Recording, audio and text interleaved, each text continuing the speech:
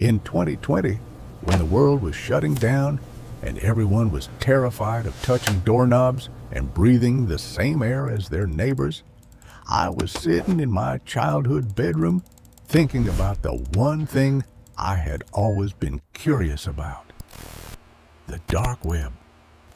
I was 22, bored out of my mind, trapped inside due to the pandemic, and stupid enough to believe that because millions of people were dying outside, nothing worse could possibly happen inside my house.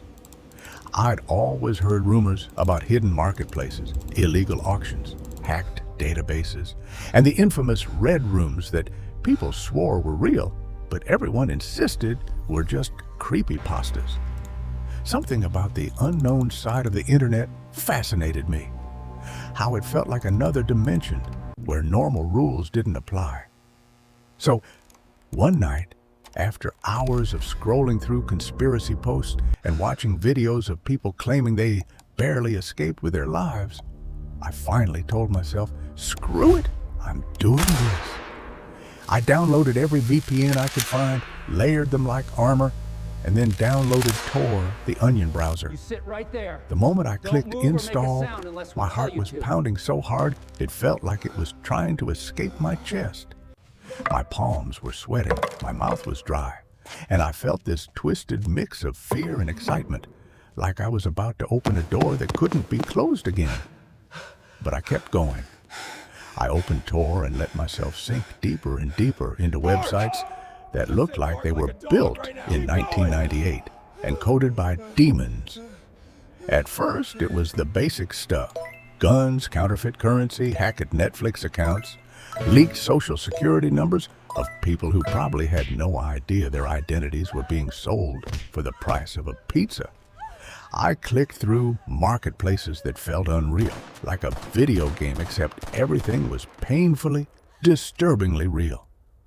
After a few hours, the adrenaline wore off and I got bored, stupidly bored. And that's when curiosity turned into greed for something darker. I typed something I knew I shouldn't. Red Room Access. My stomach dropped the second I hit enter. Thanks for tuning in A list tonight. of links Let's get appeared, right into it. most looking like scams, but one stood out with a strange loading animation. It required an entrance fee. I hesitated, but the tension of the moment made me reckless. I bought some Bitcoin, thinking the transaction was invisible, untraceable, totally safe. And then suddenly, I was inside. At first, it seemed like a joke. Streams that demanded donations to unlock torture requests. Videos that were clearly staged with actors pretending to scream or bleed. I almost clicked out, thinking the entire myth of red rooms was overblown nonsense, until I saw a feed with a static camera pointed at a single chair in the middle of a dark room. Next to the chair was a small metal table with a handgun on it. I assumed it was fake, just another scare tactic, another scam. But my gut twisted, warning me this stream was different. 2 minutes later, 2 masked figures dragged a young man into frame and threw him into the chair so violently the chair snapped in half. The man hit the concrete floor, blindfolded, begging, shaking, crying in this raw, animalistic way that didn't sound fake at all. They dragged in a new chair, yanked him up, sat him down, and one of the masked men, a guy wearing a creepy cartoon mask like something from a deranged kid's show, pressed the gun to his head. Then they forced him to make animal noises: moo like a cow, bark like a dog, squeal like a pig. His voice cracked with terror, snot running down his face, tears soaking the blindfold. I felt frozen, my body locked, my throat dry, unable to look away, even though everything inside me screamed to close the browser. Sweat dripped down my back as I watched the masked man smack him, kick him, slammed the gun into his skull. The man begged, pleaded for his life, apologized to no one in particular, as if he thought he could bargain with death itself. The violence escalated until the masked man suddenly lifted the gun, pointed it directly at the man's forehead, and pulled the trigger. Once, twice, again and again until the magazine was empty. The sound was muffled, but still real enough that my ears rang. Blood sprayed across the floor, dripping down the legs of the chair. I stared at the screen, paralyzed, mentally shattered, trying to process what I had just seen. A real human life had ended right in front of me. Not in a movie, not in a story, right there through my monitor. My stomach churned. I felt like vomiting. But before I could move, the masked man turned toward the camera, slowly, deliberately, as if he already knew I was there. He tilted his head, leaned forward, and spoke directly into the microphone. And what he said didn't just scare me, it nearly stopped my heart. He said my real name, then he listed my full home address. I didn't even feel myself move. I just remember my hand ripping the cord from the back of my PC so hard it scraped my knuckles. The screen went black. My entire body was shaking uncontrollably, my mind spinning with one desperate, impossible question. How did he find me? I had every VPN possible, Tor, multiple layers of protection, yet somehow this masked monster on the other side of the world knew exactly who I was and where I lived. I yanked every wire out of the tower, grabbed the entire desktop, and threw it into the trash outside like it was cursed. Then I locked myself in my room, sat in my chair trembling for 3 straight hours, imagining footsteps approaching my house, a van pulling up, a knock on my door. I kept hearing his voice over and over, my name, my address, my death sentence. That night, I applied for a gun permit because I genuinely believed I was next. For weeks after that night, my life stopped feeling like my life. I didn't sleep. I just drifted in and out of paranoia, jolting awake every time a floorboard creaked or a car engine slowed outside. Every shadow looked like a silhouette. Every noise sounded like a boot on gravel. Every morning, I half expected to walk outside and see a cartoon mask lying on my doorstep like a calling card. I didn't tell anyone because who the hell would believe me? Hey, Mom, someone on the dark web murdered a guy in front of me and then said my name. Yeah, you're right. I kept replaying the moment over and over in my mind, the gunshots, the blindfold, the blood, the mask staring into the camera, and then the sound of my own name dripping out of that distorted voice like it had been waiting to say it. Days blurred into each other until I couldn't tell if it was Monday or Thursday. I jumped every time my phone vibrated, convinced it would be a message saying I'm coming. I started sleeping with a baseball bat beside my bed because the gun permit still needed approval, and every night I placed a dresser in front of my door, even though I knew it wouldn't stop anyone determined. I kept checking the street early in the morning when the world was dead quiet. One night, I swear I saw a figure standing near the lamppost across from my house. Tall, motionless, staring. I closed the curtains instantly and didn't open them until daylight. When I worked up the courage to peek again, the figure was gone, but the memory stuck like glue to my brain. I kept imagining him out there, right on the edge of the shadows, watching. And the internet became a boogeyman to me. I refused to use a computer for months. I used my phone only for emergency messages, and even then I held it like a bomb that might explode with a single notification. Sometimes late at night I'd hear faint clicking sounds inside the walls, probably pipes or rats, but to me it sounded like someone tapping a camera into place. I knew it was irrational, but trauma doesn't care about logic. Trauma builds a new world where fear is the landscape and every direction leads to danger. One night, about 2 weeks after I destroyed my PC, I woke up because I swore I heard breathing. Not mine, someone else's. Deep, slow, steady. I sat up slowly, my heart climbing into my throat. The room was dark, except for the faint street light creeping through the blinds. I grabbed my baseball bat and held my breath. The breathing continued for 3 full seconds before I realized it was coming from my own phone speaker. My phone was on the nightstand, screen facing down, flashlight slightly leaking through the edges. I picked it up slowly, terrified of what I'd see. When I turned the screen over, my stomach collapsed. There was a notification. Unknown caller, 3:12 a.m., 58 seconds. I hadn't answered it. I hadn't even heard the ringtone, but someone had stayed on the line, listening, or watching, or waiting for me to pick up.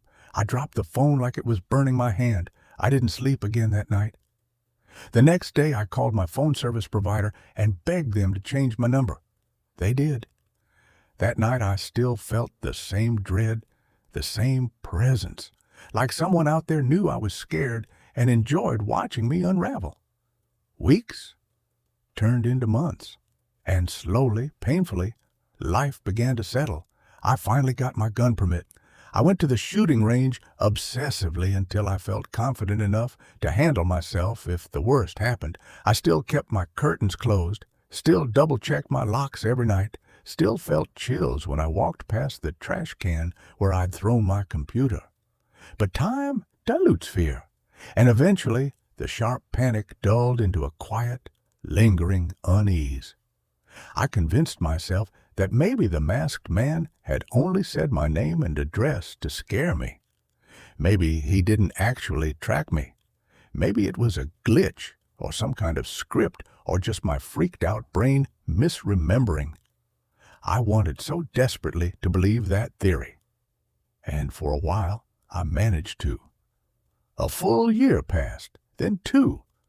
I built a new desktop with extreme security. I never went near Tor again. I stayed on the normal internet like a child avoiding the deep end of a pool after almost drowning.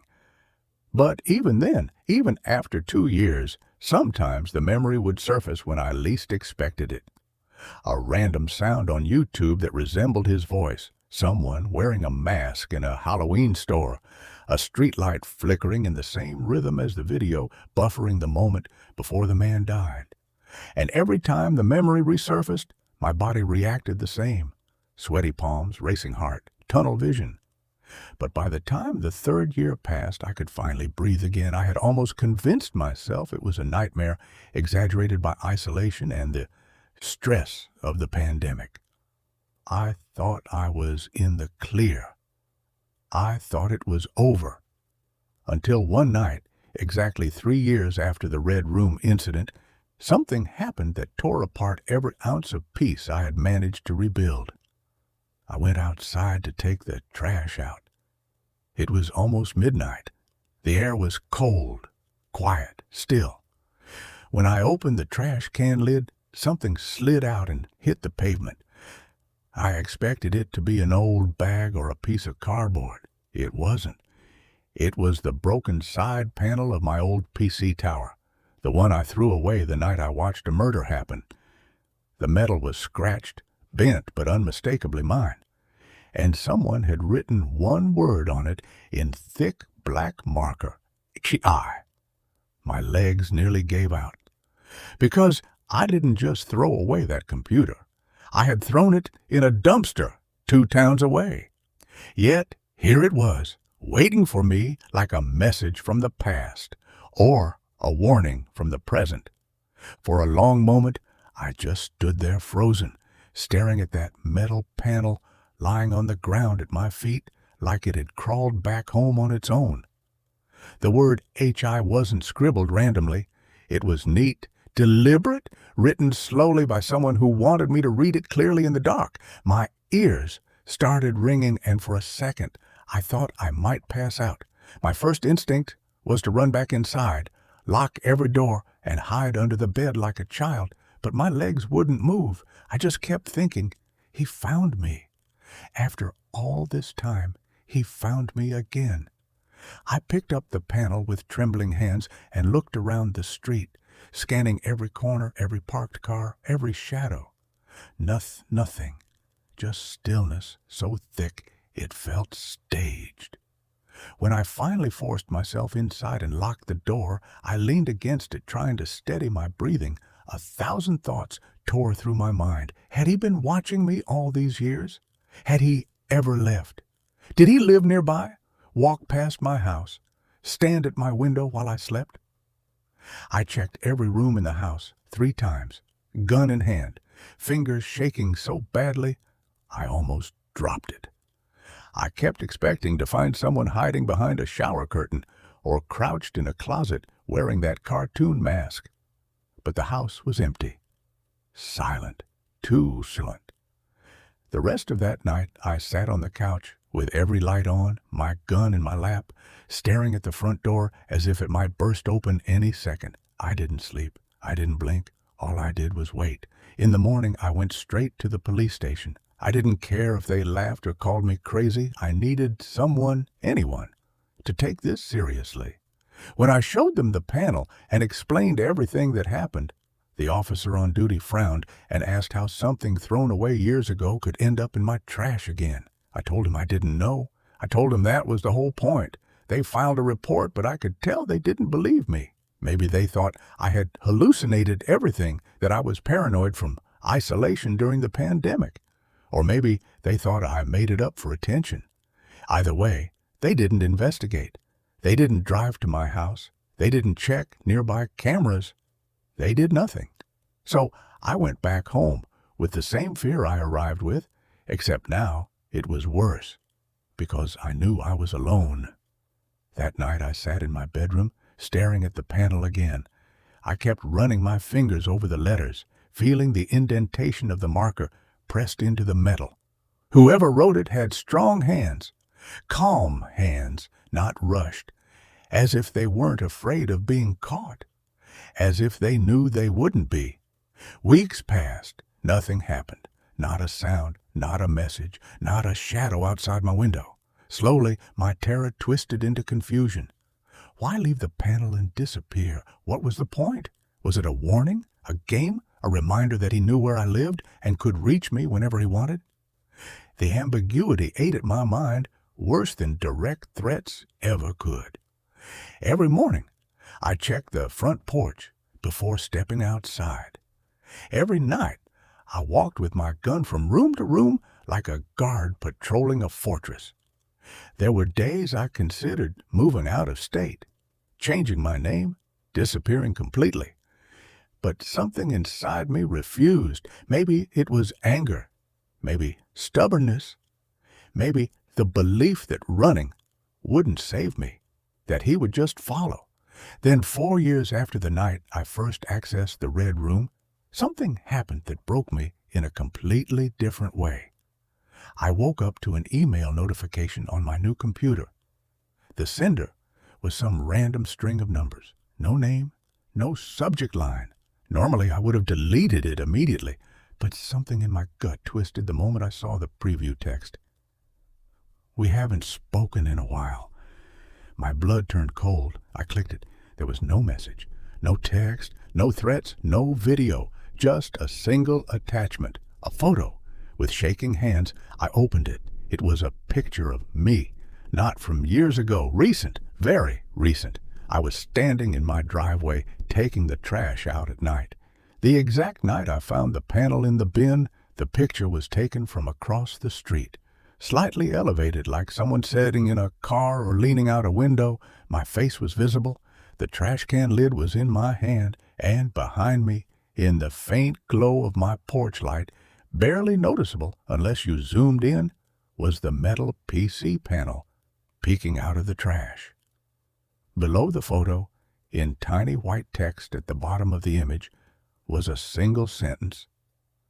I missed you. I dropped the mouse.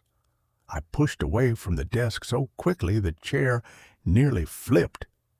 My stomach twisted, and for a moment I genuinely thought I might throw up.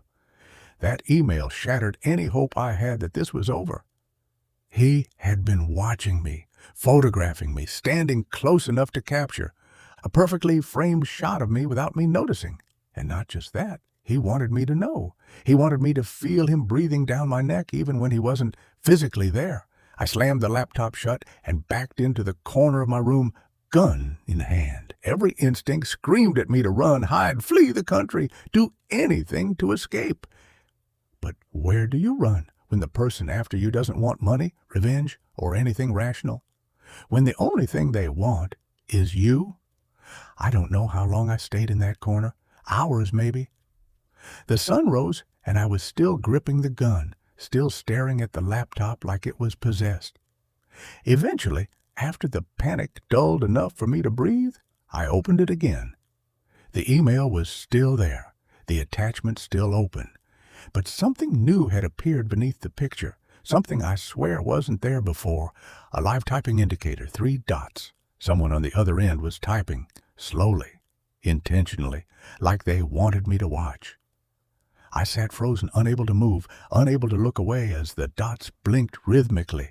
Then the message appeared, "See you soon," and the screen went black.